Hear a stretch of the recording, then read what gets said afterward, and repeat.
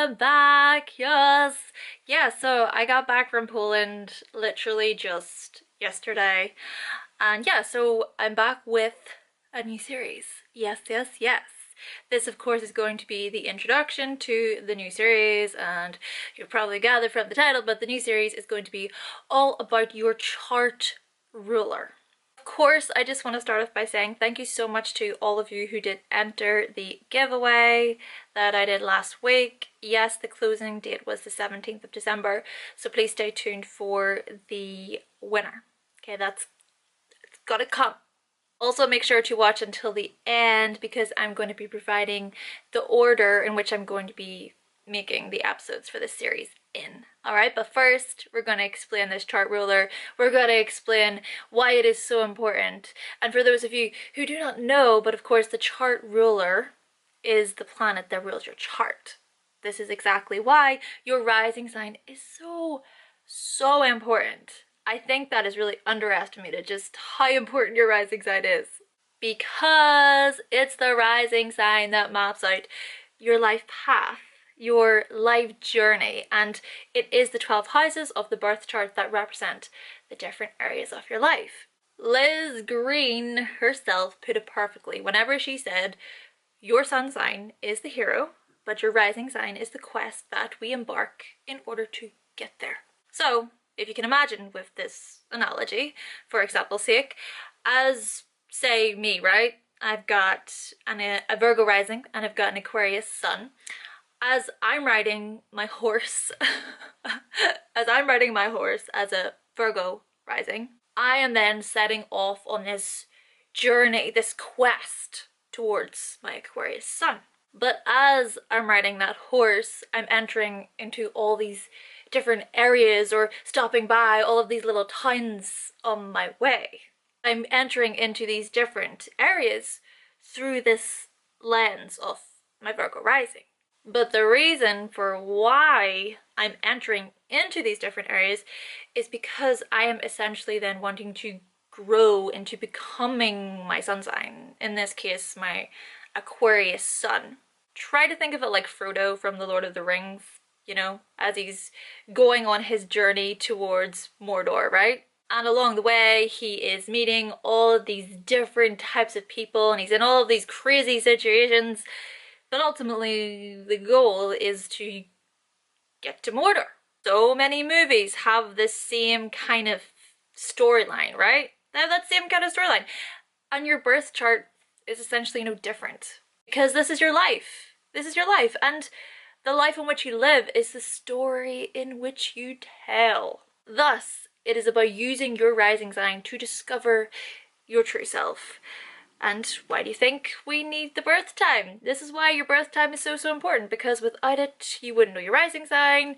Without the rising sign, then how would you discover all of the other parts of your chart? How would you get an accurate reading? So whilst we do see the world consciously, we see it consciously through our rising sign.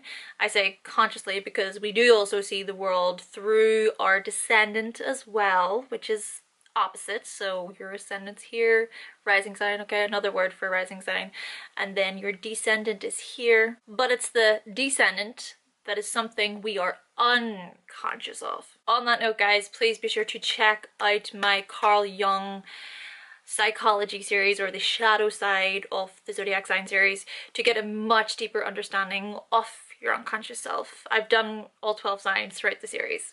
As we do see the world consciously through this rising sign, and the world sees us, we are essentially striving to be our sun sign. Meaning that the planet that rules your rising sign rules your chart. Because this rising sign represents how we do view life, and as a result, the very role that we play in life. So the purpose of this series is to explain your chart ruler, so that you can grasp a much deeper understanding into how your story unfolds. It is this wonderful chart ruler that shows us how our rising sign may seek expression. I do just want to make it clear here though that the chart ruler is not the same as your dominant planets. Yes, they can be the same, but not always. I mean, for example, both my chart ruler and my dominant planet is Mercury. Okay, so whilst they are the same, for you it could be different. I recently did a birth chart reading for someone whose chart ruler was the sun because they had a Leo rising, but their dominant planet was Saturn because they had a 10th house stellium. So you can kind of see what I mean here. Now with this chart ruler, we are going to look at the birth chart to see which sign and house that the planet is in and what aspects then are aspecting the planet as well.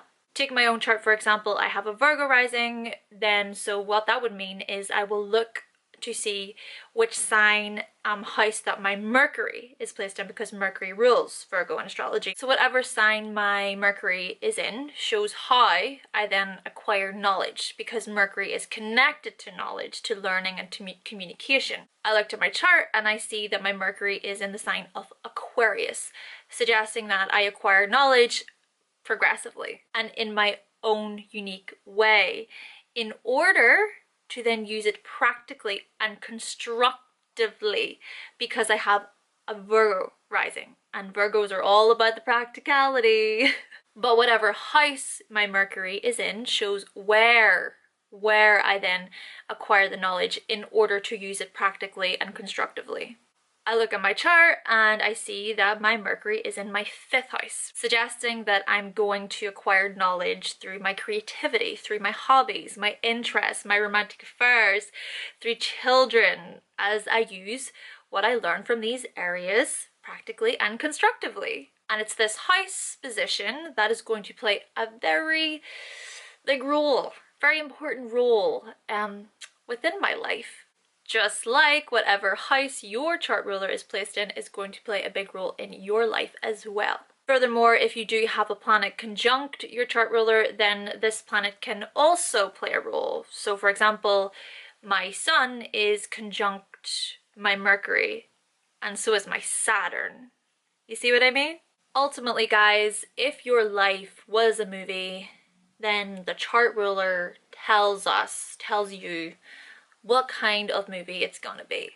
But it is up to you. It's completely up to you to decide how that movie plays out. Wherever this chart ruler is placed, it shows you where the growth and the self-discovery is found.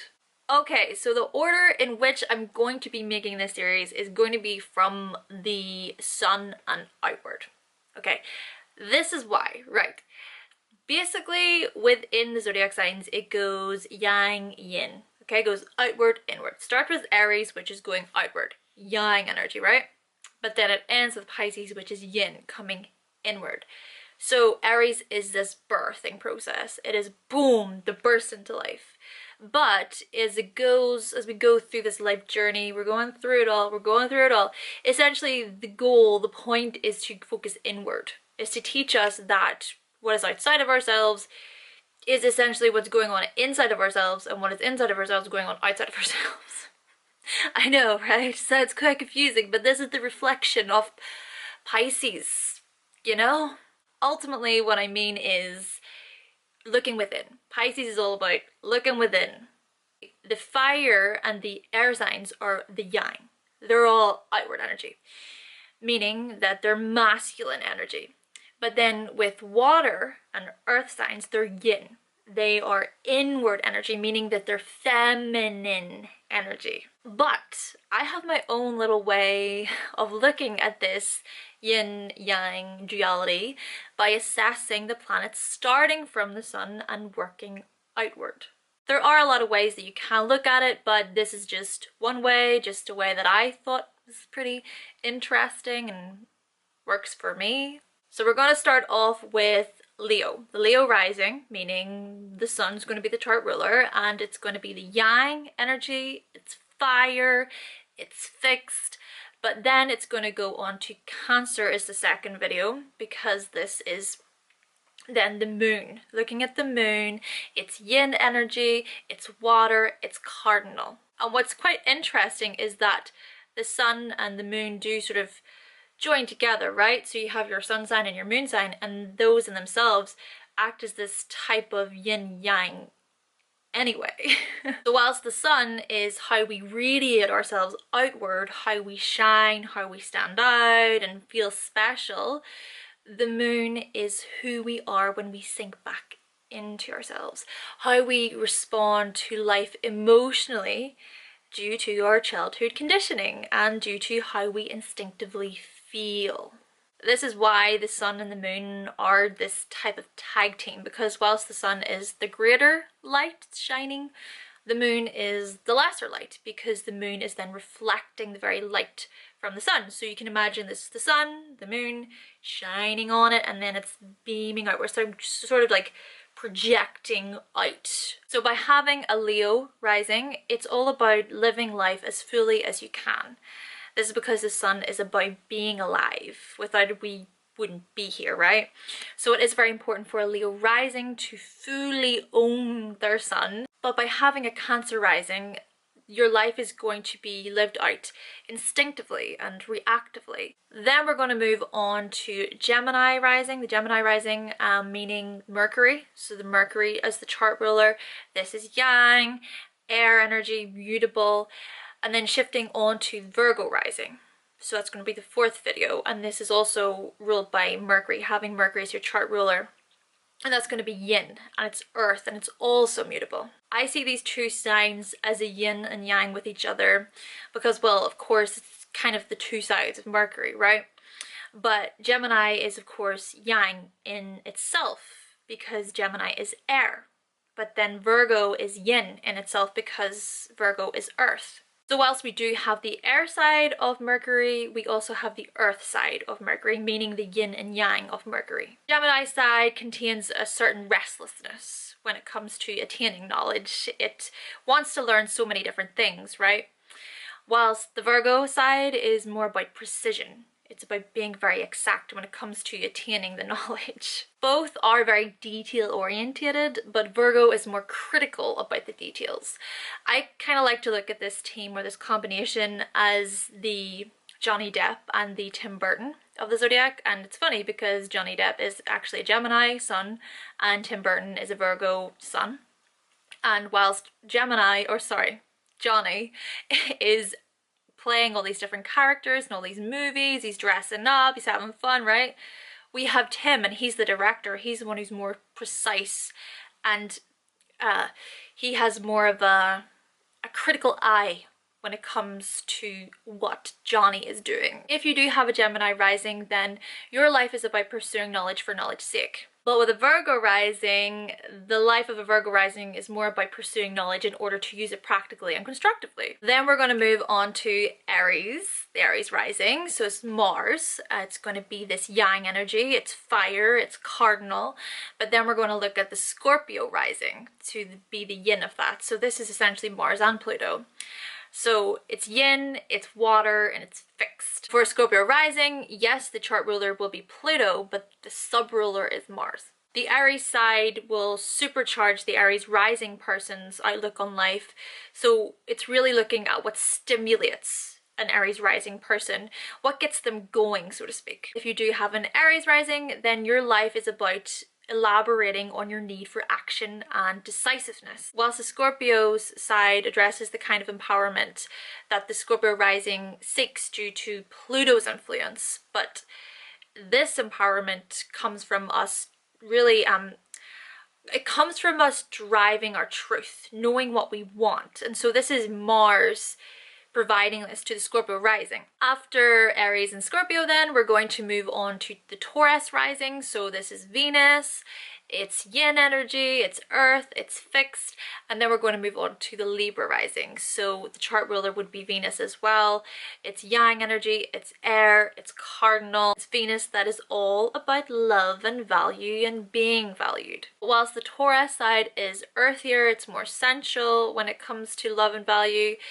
This Libra side is more idealistic and airy when it comes to love and value. And I'm going to be moving on to the Sagittarius rising and the Pisces rising because both are connected to Jupiter. So we've got Sagittarius ruled by Jupiter, Yang, fire, mutable. But then we've got the Pisces rising, and of course Pisces, the traditional ruler is Jupiter, but the modern day ruler is Neptune. So Pisces is yin, it's water, it's mutable. I see these two signs as a yin and yang with each other because Sagittarius, of course, being that yang energy, being fire, and Pisces being that yin energy due to it being water. The Sagittarius side will provide these people with a very limitless outlook on life, so looking at life like this endless adventure or discovery. Whilst the Pisces side can address how we then dissolve limitations within ourselves due to Neptune's influence. But the dissolving can only come once we have then formed this type of belief system within ourselves. Then finally, we're going to be looking at the Capricorn rising, followed by the Aquarius rising. Well, Capricorn is solely ruled by Saturn, but then Aquarius, Saturn being the traditional ruler of Aquarius, but the modern day ruler of Aquarius, of course, is Uranus. So whilst Capricorn is yin, earth, cardinal, we've got Aquarius, which is yang, air, and it's fixed. Capricorn side will provide these people with a very limiting outlook on life, a type of life where they almost feel haunted by failure and fear. Whilst the Aquarius side addresses how we then can break the mold and go against conformity or popular demands due to the Uranus influence. But we can only do that once we have established a mold to begin with, which is Saturn. So that's it, guys. That is the order in which I'm going to be making these videos in. I'm sorry if you're an Aquarius rising and you have to wait till the end. Oh, Aquarius, just, I know you're not Pisces, but Aquarians have to wait still quite a long time for their videos. It's alright, it's okay. Let me know though in the comment section your chart ruler. Do you know what your chart ruler is? Thank you guys for watching. Thank you for subscribing. Yes, and I will be back with another video very, very soon.